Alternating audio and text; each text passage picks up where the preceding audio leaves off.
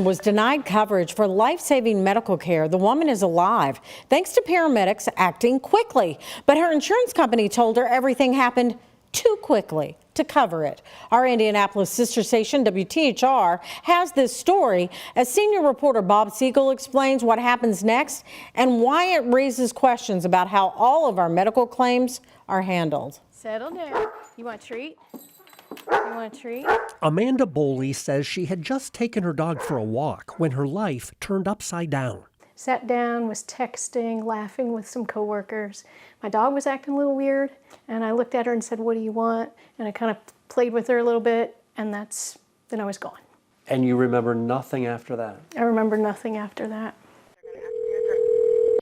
Jefferson County 911. I need an ambulance immediately. It's October 24th.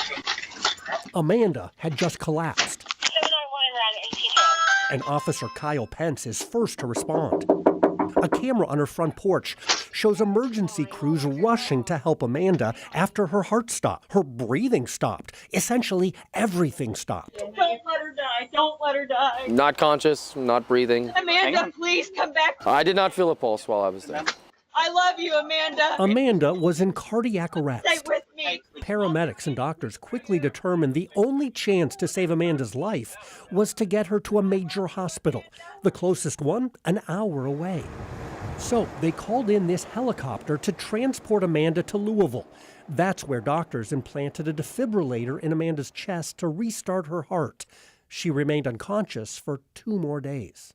Next thing I know, I woke up Saturday in the hospital. I had IVs everywhere, out my neck, my arms. Had they not flown you by helicopter, I'd be dead. that was truly a life-saving decision. Yes, I'd be dead. So imagine Amanda's surprise a few weeks later as she was reviewing all the bills paid by her insurance company to find one bill denied. It was the bill for emergency transport in that helicopter. They were denying the claim because it didn't get pre-approved. You heard that right. Anthem Insurance told Amanda it would not pay for the air ambulance because this service requires pre-approval. And the company said, your plan doesn't cover this service without it. You are responsible for this amount. $64,998. I cried. I felt sick because how am I going to pay that? And then I decided, well, I'm going to look at my policy. And my policy said pre-approval may be required. And so then my thought was, dry the tears. Okay, this has definitely got to be something that doesn't need pre-approval. So Amanda sent Anthem details and documents about her dire medical condition, all showing she was most certainly suffering from a life-threatening emergency that justified the helicopter and that rendered her unable to get pre-approval. But all that paperwork from Amanda did not work. I appealed, and they denied, and I appealed, and they denied. That's right. Anthem turned down her appeals, not once, but twice, keeping its previous decision and insisting Amanda's claim was processed correctly. Anthem said air ambulance services are subject to medical necessity reviews by us and will only be covered when approved in advance, before services are performed. There is no pre-authorization on file approving this service. That night I was dead, and then I was unconscious. I don't know how I'm supposed to get pre-approval. She was in no way, shape, or form able to call to get pre-authorization. She was unresponsive. I don't have $65,000 laying around. I don't know many people that do, and I just think it's going to financially devastate me. That is when Amanda called 13 Investigates, and we contacted Anthem to find out why in the world an unconscious patient in cardiac arrest would need or even be able to get pre-authorization for a life-saving helicopter ride. Anthem would not meet with 13 News to talk about this case, but the company did send us a statement saying it completely messed up. It's a long statement, but it's important, so I want to read you most of it. Anthem says, emergency treatment never requires prior authorization, and our members can access emergency services 24/7 at any facility, regardless of network status. In this case, coverage decisions were made without the necessary information from the provider to recognize that this was an emergency.